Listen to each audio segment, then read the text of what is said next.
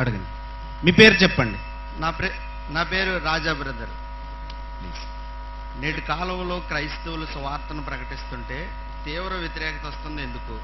కొన్ని చోట్ల అరెస్టులు కూడా చేయడానికి మరి వారికి ప్రభుత్వం కూడా సహకరిస్తుంది. ఎందుకు అలాంటి పరిస్థితులు సంభవిస్తున్నాయి? నాకున్న సందేహం అది బ్రదర్. ఒక అంటే చరిత్ర పరంగా మనము లేకపోతే ఈ విశ్వాస పరంగా చూసి ఆ తర్వాత లీగల్ పరంగా కూడా మనం చూడడానికి ప్రయత్నం చేద్దాం. క్రైస్తవ్యాన్ని ద్వేషించడానికి కారణం క్రీస్తేనండి. ఆయన చాలా స్పష్టంగా చెప్పేశాడు అన్నమాట. ఈ లోకం నన్ను ద్వేషించింది కాబట్టి మిమ్మల్ని కూడా ద్వేషిస్తుంది. ఎందుకు లోకం క్రీస్తుని ద్వేషిస్తుంది? చాలా మంది మేము క్రీస్తు అభిమానులు అని చెప్పుకుంటారు, కానీ ఆయన వెంబడించలేరు. చాలా మంది అభిమానులు వచ్చారు ఒకసారి ఆయన దగ్గరికి, గ్రీకు అభిమానులు వచ్చారు. ఆయన దగ్గరికి వచ్చి చెవులో చెప్పారు ఆయన శిష్యులు, అయ్యా మీ ఫ్యాన్స్ వచ్చారు, మరి మిమ్మల్ని వెంబడిస్తారట, మరి అపాయింట్మెంట్ కోరుతున్నారు అని అడిగారు ఆయన. అడిగితే ఆయన అన్నాడు, వాళ్ళ వైపు కూడా తిరగలేదు ఆయన. వాళ్ళకి వెళ్ళి చెప్పు బాబు, నా ఫ్యాన్స్గా ఉండడం అంత ఈజీ కాదు, మహేష్ బాబు ఫ్యాన్స్ లాగా కాదు నా ఫ్యాన్స్. నా ఫ్యాన్గా ఉండాలంటే ఏం చేయాలంటే సిలువను ఎత్తుకొని దాన్ని మొయ్యాలి, నన్ను వెంబడించాలి. అక్కని, చెల్లిని, అమ్మను, నాన్నని, సొంత భార్యని, వాడిని కూడా త్యజించాలి. దానికి సిద్ధమేమనేమో అడగండి, అప్పుడైతే ఫ్యాన్స్ అసోసియేషన్లో జాయిన్ చేసుకుంటాను. వెళ్ళిపోయారు వాళ్ళు. That is the problem with Jesus Christ. యేసుక్రీస్తు ప్రాబ్లం ఏంటంటే నన్ను కూడా పూజించు అని అంటే బాగానే ఉండేది, నేను కూడా దేవుణ్ణి అంటే బాగానే ఉండేది, బాగా సమ్ముగా ఉండేది మనకి. అబ్బా ఎంత మంచి దేవుడు అండి ఈయన, అందరితో పాటు మనం కలిపేసి ఉండేవాళ్ళం ఆయన. ఎందుకంటే మనకు 3,000,000 దేవుళ్ళు కదా, 3,000,000 ఒకటి వచ్చేసేది, ఇంకోటి సరిపోయేది, నో ప్రాబ్లం. ఈరోజు క్రైస్తవ్యం చక్కగా మన దేశ సంస్కృతిలో కలిసిపోయేది. కొంతమంది క్రైస్తవులు వచ్చి కలిపేశారు కూడా, వేలంగాని తెలుసుగా మీకు, కలిపేసుకున్నారు చక్కగా. వాళ్ళకి వ్యతిరేకత లేదు. సువార్త చెప్పేవాడికే, క్రీస్తే మార్గం అని చెప్పేవాడికే వ్యతిరేకత. ఎప్పుడైతే యేసుక్రీస్తు నేనే అని అన్నాడో లోకానికి పడలేదు. ఆ మాటను నువ్వు తీసుకెళ్లి సువార్తగా చెప్తే తప్పనిసరిగా వ్యతిరేకత వస్తుంది. మీరు చూడండి, మిమ్మల్ని ఒక చిన్న ఉదాహరణ ఇస్తాం. మీరు ఇలాంటి సినిమా టైటిల్స్ వినుంటారు. శ్రీలేఖ గారు కూడా ఇక్కడే ఉన్నారు, సూర్య గారు కూడా ఇక్కడే ఉన్నారు. చిన్న ఉదాహరణ, సినిమా టైటిల్స్ ఇలా మారుద్దాం. నిన్ను కూడా పెళ్ళాడతా, నువ్వు కూడా కావాలి, ఇలా రాస్తే సినిమా టైటిల్స్ ఎలా ఉంటాయి? చంప పగిలిపోద్ది. ఎరా నన్ను కూడా పెళ్ళాడతావా?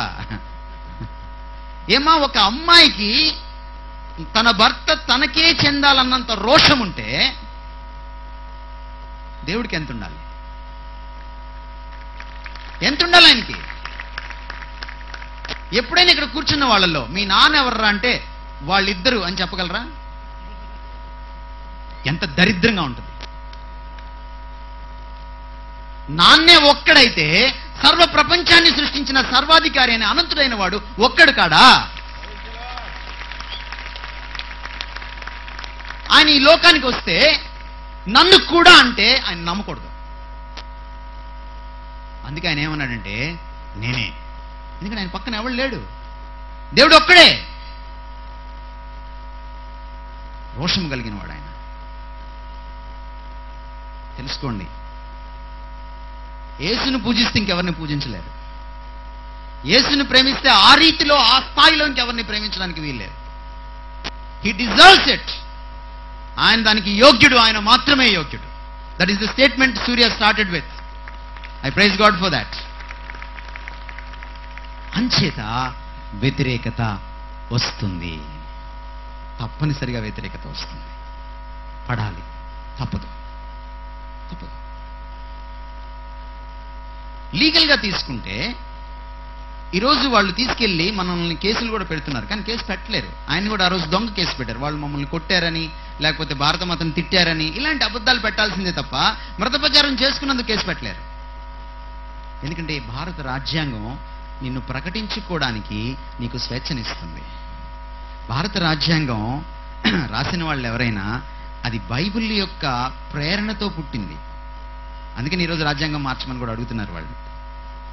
సర్వ మతాలకు, సర్వ కులాలకు, సర్వ ప్రాంతాల వారికి ఆడామగా కూడా తేడా చూపించకూడదని భారత రాజ్యాంగం చెప్తోంది. అంచేత నీ విశ్వాసాన్ని నువ్వు ప్రకటించుకోవచ్చు, దాన్ని పాటించవచ్చు కూడా. ఆ స్వేచ్ఛ నీకుంది. అయితే ఇక్కడ ఒక చిన్న విషయం ఏంటంటే, వాళ్ళు ఒక చిన్న లిటికేషన్ పెడతారు. బలవంతంగా మనం మార్పిడి చేయొచ్చా, మీరు బలవంత మార్పిడి చేస్తున్నారే అని అంటారు. ఈరోజు సభాముఖంగా మీకు నేను తెలియజేయాలనుకుంటుంది ఏంటంటే, ఈవెన్ బయట నడుస్తున్నటువంటి పురజనులకు కూడా, నా సోదర స్నేహితులకు కూడా నేను చెప్పాలనుకుంటుంది ఏంటంటే, as far as Christianity is concern, I don't know about other religions, ఇతర మతాల గురించి నాకు అనవసరం. కానీ క్రైస్తవ్యం దగ్గరికి వచ్చేటప్పటికి బలవంతపు మత మార్పిడి కల్లా అది జరగని పని, సాధ్యం కాదు అది. You know why? క్రైస్తవ్యంలో మతం పుచ్చుకోవడం లేదు. సంప్రదాయాలు మార్పు చేసి లేదా ఉపనయనం చేసి ఒక క్రైస్తవుడిగా నువ్వు మారడానికి కుదరదు. అంతర్గత మార్పు, అంతర్గత మార్పు. ఇందాక ఆయన చెప్పారు సూర్య గారు, what is impossible in this world? One impossible thing in this world ఏంటి? హృదయం మారడం. సాధ్యమా? ఒకరోజు నా క్లాస్మేట్ వినయ్ తేజ అని, వాళ్ళ మదర్ అడిగింది, అరే ఈ ప్రపంచంలో అత్యంత గట్టి వస్తువు ఏంట్రా అని అడిగింది. What is the hardest material? అడేదో రాయి అది ఇది అని చెప్పాడు. వజ్రము అని చెప్పాడు. కాదుందామా. మరేంటమ్మా అని అడిగాడు. ఆమె చెప్పింది మానవ హృదయం అని చెప్పింది. Can you change a human heart? నువ్వు కానీ మనస్సుని మార్చగలిగితే ఎందుకు ఈరోజు కోర్టుల చుట్టూ అన్ని విడాకుల కోసం తిరుగుతున్నారు అంతమంది? మారలేక. మనిషిని మార్చగలిగిన వాడు ఒక దేవుడే. ఓ బియ్యం మూట ఇస్తాననో, ఓ చింతపండు ఇస్తాననో, బట్టలు ఇస్తాననో, బైక్ కొనిస్తాననో నువ్వు క్రైస్తవ్యంలోకి ఎవరిని తేలేవు. ఒకవేళ క్రైస్తవులు ట్రై చేసినది తప్పే, వేరే వాళ్ళు అపార్థం చేసుకున్నది తప్పే. ఎందుకంటే క్రైస్తవ్యం మత మార్పిడి కాదు, అది మనసుకు సంబంధించిన మార్పిడి. అందుకని క్రైస్తవ్యంలో ఎవ్వడు కూడా సొంతగా మారాల్సిందే తప్ప, దేవుడి దగ్గరికి వెళ్లాల్సిందే తప్ప బలవంతపు మార్పిడి ఉండదు. బైబిల్లో ఉన్న మాట మీకు గుర్తులేదా? నేను హృదయము తలుపు యొద్ద నుండి తట్టుచున్నాను, ఎవడైనా నా స్వరము విని తలుపు తీసినడలా నేను అతనిలోనికి వచ్చి అతడు నాతోను నేను అతనితోను భోజనం చేస్తాను. నా ప్రశ్న ఏంటంటే, వై జీసస్ ఈజ్ వెయిటింగ్? ఎందుకు తలుపు తడుతున్నాడు ఆయన?